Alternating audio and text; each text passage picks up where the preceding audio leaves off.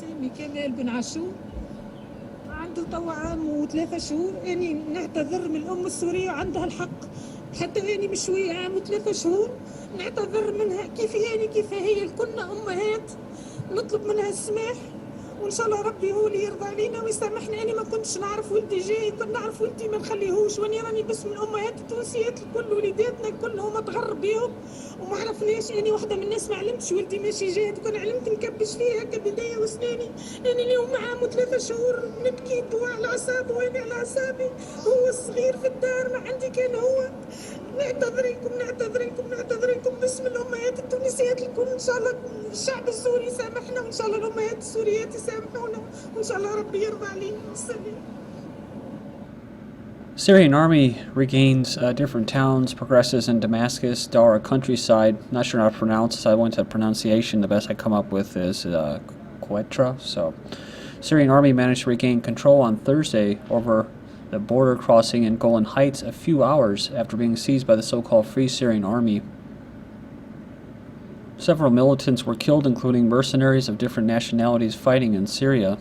It says upon capturing this Quneitra, the Zionist army enforced preparedness in the occupied Golan and installed Arrow 2 missiles. This is what I'll cover later in this video as far as Israel goes. They continued chasing militiamen in al-Harak. It says here, also, Nazir Mohammed Abdul Rahman al-Haraki, commander of the so-called Martyrs of Western al-Malaya, was also killed. The Syrian army vowed on Wednesday to crush terrorist insurgents in every corner of Syria after recapturing the strategic border city of al-Qusayr. White House says it's unacceptable for Syrian government to retake Qusayr from rebels. They demand Hezbollah immediately withdraw. The White House has issued a statement today condemning the Syrian government for retaking strategically important town along the Lebanese border, insisting it caused untold humanitarian suffering. I guess they're not going to be talking about how the rebels were beheading people, but it says here that spokesman Jay Carney insisted that the U.S. knew Syria's government couldn't retake the town of Qusayr without Hezbollah's help. The town had been under rebel control for months and finally fell after weeks of fighting. But CNN reports that there are actually no civilians in the city anymore, despite the claims a huge number of civilians were trapped in the town. Also, rebels have demanded that Syria allow the Red Cross into the town, which it had said it would do once remnants of the rebels were ousted.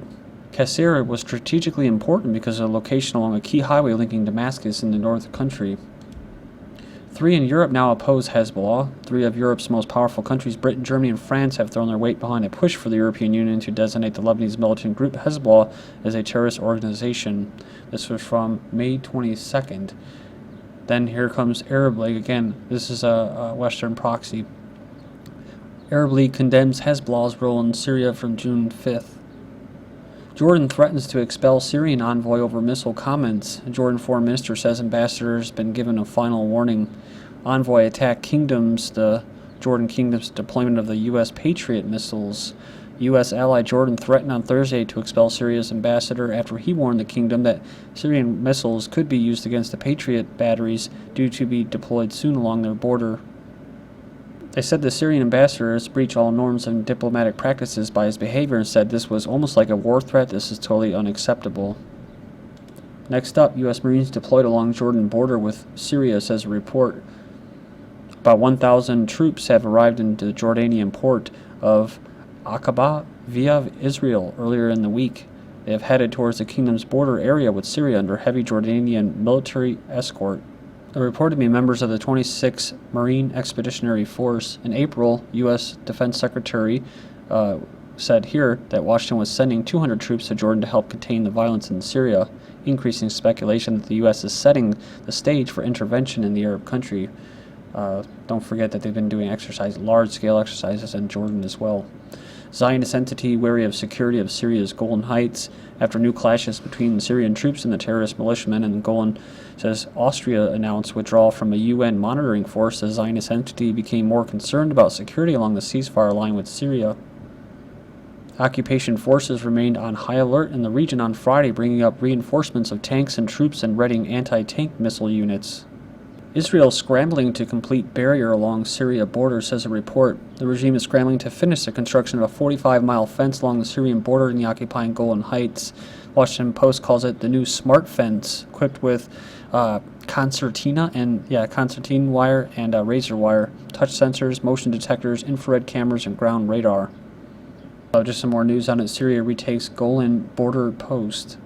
Israel prepares as Syrian war nears their border. Fighting at border crossing adds to fears about instability.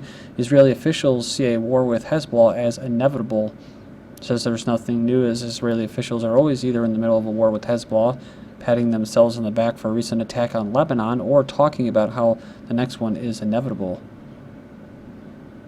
It says here, but as Israeli troops conduct their latest drills along the border, the situation is disconcerting. It says they are pretty sure they're going to eventually be fighting someone in Syria, but whether it's the government, Hezbollah, or the rebels isn't all that obvious. This is important right here. Israel has always looked at this in the context of a broad regional war against virtually the entire Shiite world at once. This is what we've been covering about a broad regional war. That's what Israel's looking for and expecting. Which, like I said in the last set of videos, is very coincidental that now all of a sudden Turkey is having all of these, quote, uprisings, while Erdogan was just happened to be, again, coincidentally out of the country. Gulf Cooperation Council warns citizens against traveling to Lebanon as bloodshed escalates. They've warned their citizens against traveling to or staying in Lebanon, which could put their safety at risk. We just covered this about, it's pretty hot and unstable. No, I don't think anybody really knows what's going to happen right there in the next 24 hours to week. You had, UK, France, other countries basically saying, get the hell out of there to their citizens. Syrians attempt to find refuge in Israel. Following clashes in Golan, dozens of Syrians attempt to enter Israel, but IDF sent them back after determining that this Quneitra is safe. Meanwhile, wildfires caused by fighting manages to cross borders. So, a scorch and burn, and the flames are flying. So it's a real hellhole right now.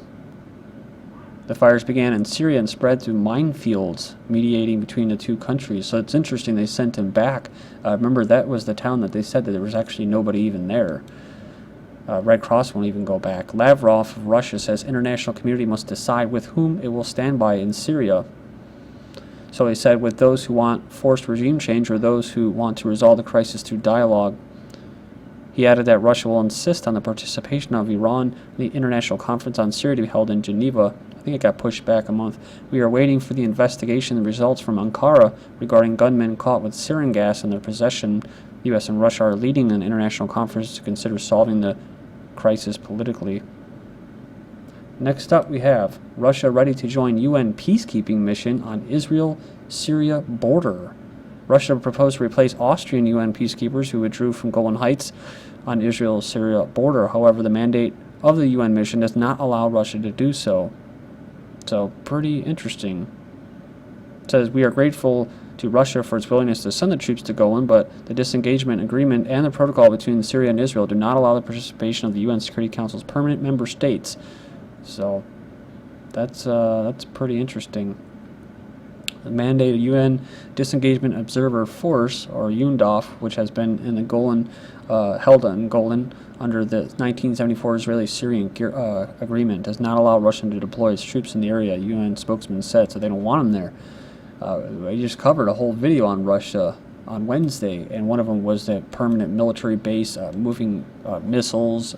Russia to hold 200 drills in the next 6 months. So whether the U.S. is just as occupied by Zionists as the Russians, something's getting ready to go down, possibly. Who knows? It always seems like that, but I actually thought Assad and the Syrian government would fall a long time ago, and they haven't. So you never know what's going to happen. During the summer training period, says here, they're planning to hold over 200 exercises, including tactical drills at the division regiment level, as well as command post exercises at the army level. And kind of shocking for the world, and I think even Russians, Vladimir Putin and wife are divorcing. So they called it a civilized divorce. Although in conservative Russia, there might be a lot of Russians that don't approve of it. But either way, I saw the interview of them. They're both like, she said that she never sees him. So I guess she'll get replaced, right, by a younger model. UN seeks more than $5 billion in aid for Syria. See, that's another thing I was telling you about. It's like with France, their leader Sarkozy getting divorced, and other leaders. It just kind of shows you that the leadership there is actually liberal, but I don't know what's going on in Russia. There's things that with them that are socially conservative, like they're doing drug testing now for schools, which I think is decent, being that the commentator just said, Afghanistan, why are they there? Why are they occupying? Well, it's to bring all the drugs and the heroin into Russia. It's like a new, basically updated opium war into China and Russia to corrupt their younger people. So they're trying to combat that with drug tests. So there's good things. But UN seeks more than $5 billion in aid for Syria. UN made its largest humanitarian appeal in history on Friday, sharply increasing its estimate to the fund for the terrorists. So $5 billion. They're getting desperate. McCain says Assad is winning in Syria, urges U.S. to aid moderates. So it says here, Assad has turned the tide of the battle and his supporters have doubled down. So McCain, he's just not stopping. He's going to try to double down. The European Union, commits another 400 million euros of aid to Syria. This is after the 46 billion or whatever it was, 46 million by the White House was turned down because the terrorists couldn't get their act together and unite to form some shag government. They call it Syria a stain on the world's conscience. No, actually it's a stain on the powers that be's conscience for the hell that they're bringing to those poor people and the people in the region. EU nations pledge to keep eye on citizens fighting in Syria. That's what they call it, citizens fighting in Syria. So EU nations pledged Friday to step up cooperation effort to keep more than 600 EU citizens now fighting in Syria. Veer towards terrorists upon the return. So, yeah. They're worried about the terrorists coming back emboldened, right?